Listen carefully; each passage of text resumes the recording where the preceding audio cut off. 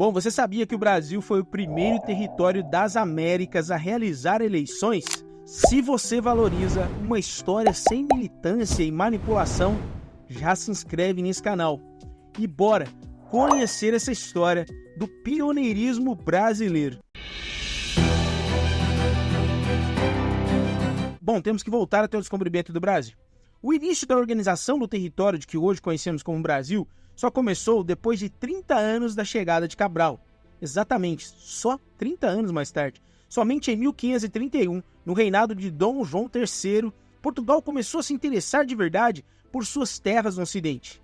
E é aqui que entra Martim Afonso de Souza, o homem que marcou o começo do que chamam por aí de colonização do nosso país.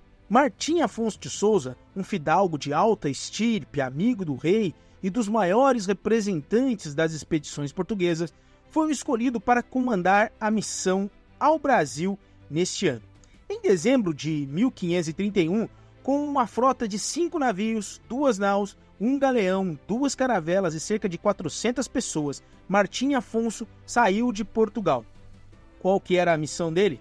Estabelecer bases administrativas e proteger as terras brasileiras, afirmando aqui a presença portuguesa, especialmente na cobiçada região do Rio do Prata, de onde já surgiam notícias das riquezas que por ali seriam possível conseguir. Portanto, a ideia não era apenas a exploração, mas a organização política do território. No dia 30 de janeiro de 1531, a expedição chegou a Pernambuco, mas foi em 1532 que Martim Afonso fez história ao se estabelecer em São Vicente, a vila portuguesa no Brasil. Ele passou 2 anos na região, cumprindo a sua missão, como eu falei, de consolidar a presença dos portugueses aqui, criando bases administrativas. Bom, agora imagine só, em menos de 1 ano de sua chegada a São Vicente, no dia 22 de agosto de 1532, Martim Afonso coordenou algo extraordinário, as primeiras eleições do Brasil, mas não só do Brasil, de todo o continente americano. Naquela época, São Vicente era uma pequena vila com pouquíssimas casas.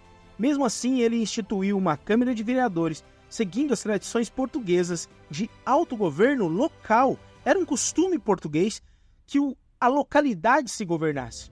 Mesmo em um lugar tão pequeno, Martim Afonso trouxe consigo a organização política que os portugueses implementavam em todos os seus territórios. Então, o que o português fazia em todos os territórios também fazia aqui, inclusive no seu. As eleições naquela época eram bem diferentes do que conhecemos hoje, é lógico. O processo começava com a escolha de 6 eleitores, que por sua vez elegiam os novos oficiais da Câmara, juiz, vereador e procurador. O curioso é que essa decisão era feita através dos famosos pelouros. Eram pequenas bolas de cera com os nomes dos eleitos. E ela era retirada de dentro de uma caixa por uma criança de 9 anos. As câmaras, como de São Vicente, tinham um papel importante no governo das vilas. Elas representavam todos os 3 poderes, legislativo, executivo e judiciário. O juiz, por exemplo, não apenas julgava, mas também cuidava da aplicação das leis e das ordens reais. Era um sistema que valorizava os representantes locais, como eu falei, e isso é muito interessante de vermos nessa época. Após 2 anos de trabalho duro no Brasil, Martim Afonso retornou a Portugal em 1534. Mas seu legado é interessantíssimo e ele continua, tanto que ainda hoje é possível encontrarmos no brasão da cidade de São Vicente célula máter, ou célula mãe, célula original. Quando a gente fala em processos democráticos, logo lembra de quem? Estados Unidos, certo? Mas foi aqui, no Brasil, que foram realizados os primeiros processos eleitorais das Américas, em todo esse continente. Já pensou se a gente conhecesse mais quanto nossa história é rica, ao invés daquele monte de discurso militante que tenta jogar o nosso passado fora, comprometendo o nosso futuro dessa forma, sem perceber ou percebendo? Então, se você gostou e quer aprender uma história com honestidade intelectual, já sabe, se inscreve nesse canal.